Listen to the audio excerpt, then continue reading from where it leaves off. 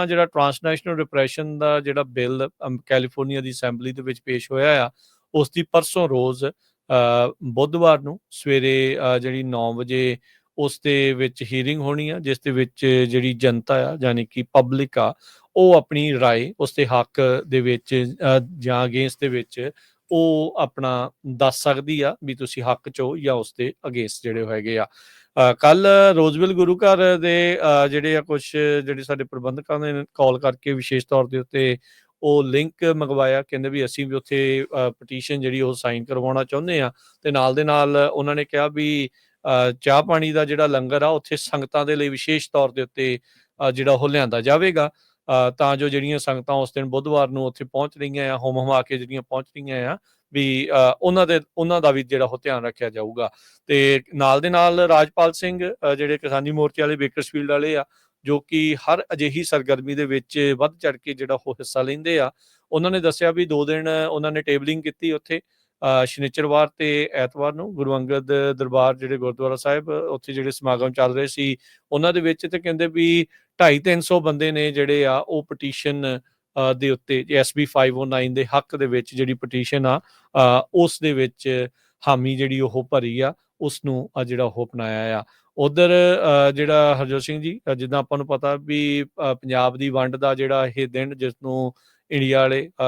ਤੇ ਜਿਹੜੇ ਪਾਕਿਸਤਾਨ ਵਾਲੇ ਆਜ਼ਾਦੀ ਦੇ ਦਿਨਾਂ ਦੇ ਤੌਰ ਦੇ ਉੱਤੇ ਜਿਹੜੇ ਉੱਥੇ ਇਹਨਾਂ ਦੋਨਾਂ ਮੁਲਕਾਂ 'ਚ ਮਨਾਇਆ ਜਾਂਦਾ 14-15 ਅਗਸਤ ਦੇ ਦਿਨ, ਉਸ ਜਿਹੜੀ ਸਰਕਾਰ ਆ, ਭਾਰਤੀ ਸਰਕਾਰ ਜੋ ਇੱਥੇ ਓਪਰੇਸ਼ਨ ਕਰ ਰਹੀ ਹੈ ਤੇ ਪੰਜਾਬ ਦੀ ਵੰਡ ਦਾ ਜਿਹੜਾ ਦਰਦ ਆ ਉਸ ਨੂੰ ਲੈ ਕੇ ਜਿਹੜੇ ਲੋਕਾਂ ਨੇ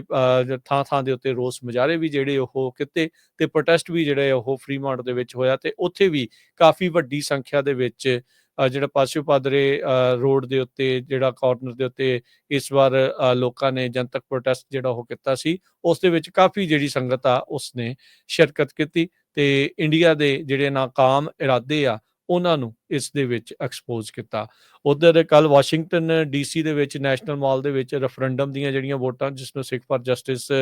ਵਾਲੇ ਜਿਹੜੇ ਉਹ ਲੀਡ ਕਰ ਰਹੇ ਆ, ਉੱਥੇ ਹਜ਼ਾਰਾਂ ਦੀ ਸੰਖਿਆ ਦੇ ਵਿੱਚ ਜਿਹੜਾ ਉਹ ਇਕੱਠ ਆ, ਲੰਬੀਆਂ ਲੈਣਾ ਜਿਹੜੀਆਂ ਉਹ ਦੇਖੀਆਂ ਗਈਆਂ। ਸਿੱਖ ਫਾਰ ਜਸਟਿਸ ਦੇ ਜਿਹੜੇ ਜਨਰਲ ਕੌਂਸਲ ਆ ਗੁਰਪਤਵੰਤ ਪੰਨੂ, ਜਿਨ੍ਹਾਂ ਨੂੰ ਅਮਰੀਕਾ ਦੇ ਵਿੱਚ ਮਾਰਨ ਦੀ ਜਿਹੜੀ ਉਹ ਕੋਸ਼ਿਸ਼ ਕੀਤੀ ਗਈ ਸੀ, ਸਾਜ਼ਿਸ਼ ਰਚੀ ਜਾ ਰਹੀ ਸੀ, ਜਿਸ ਦੇ ਵਿੱਚ ਨਿਖਿਲ ਗੁਪਤਾ ਫੜਿਆ ਗਿਆ ਹੋਇਆ ਆ, ਅਜੇ ਤੱਕ ਉਹ ਅੰਦਰ ਆ, ਜਿਸ ਦੀ ਹਵਾਲਗੀ ਉੱਥੋਂ ਲਿਆਂਦੀ ਗਈ ਆ, ਉਹ ਵੀ ਉੱਥੇ ਜਿਹੜੇ ਉਹ ਨਜ਼ਰ ਆਏ। ਸੋ ਲੋਕਾਂ ਨੇ ਦੂਰੋਂ ਨੇੜਿਓਂ ਪਹੁੰਚ ਕੇ ਉੱਥੇ ਉਤਸ਼ਾਹ ਦੇ ਵਿੱਚ ਜਿਹੜੀਆਂ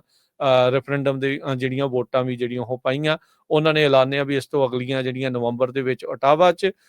ਤੇ ਫਿਰ ਉਸ ਤੋਂ ਬਾਅਦ 'ਚ ਅਗਲੇ ਸਾਲ ਮਾਰਚ ਵਿੱਚ ਸਿਆਟਲ ਦੇ ਵਿੱਚ ਅਗਲੀਆਂ ਰੈਫਰੈਂਡਮ ਦੀਆਂ ਵੋਟਾਂ ਜਿਹੜੀਆਂ ਉਹ ਪੈਣ ਜਾ ਰਹੀਆਂ ਆ। ਸੋ ਇੱਕ ਪਾਸੇ ਭਾਰਤ ਤੇ ਅਮਰੀਕਾ ਦੀ ਜਿਹੜੀ ਟ੍ਰੇਡ ਨੂੰ ਲੈ ਕੇ ਉੱਥੇ ਬਾਂਹ ਮਰੋੜੀ ਹੋਈ ਆ, ਤੇ ਇਹ ਸਾਰੀਆਂ ਚੀਜ਼ਾਂ ਜਿਹੜੀਆਂ ਨਾਲ ਦੇ ਨਾਲ ਜੋ ਚੱਲ ਰਹੀਆਂ ਆ, ਚਾਹੇ ਉਹ ਰੈਫਰੈਂਡਮ ਦੀਆਂ ਵੋਟਾਂ ਆ, ਚਾਹੇ SB 509 ਬਿੱਲ ਆ, ਚਾਹੇ ਜਿਹੜੇ ਥਾਂ ਦੇ ਉੱਤੇ ਹੋ ਰਹੇ ਮੁਲਕਾਂ ਦੇ ਵਿੱਚ ਜਿਹੜੇ ਪ੍ਰੋਟੈਸਟ ਆ, ਉਹਨਾਂ ਸਾਰਿਆਂ ਦੇ ਕਰਕੇ ਭਾਰਤ ਦੀ ਨੀਂਦ ਜਿਹੜੀ ਜ਼ਰੂਰ ਉੱਡੀ ਪਈ ਹੈਗੀ ਆ। SB 509 ਦੇ ਸੰਬੰਧ ਦੇ ਵਿੱਚ ਇੱਕ ਵਾਰੀ ਫੇਰ ਦੱਸਦੇ ਜਾਈਏ, ਅਗਸਤ 20 ਨੂੰ ਬੁੱਧਵਾਰ ਨੂੰ ਕੈਲੀਫੋਰਨੀਆ ਜਿਹੜੀ ਸਟੇਟ ਕੈਪੀਟਲ ਆ ਉੱਥੇ ਫੇਰ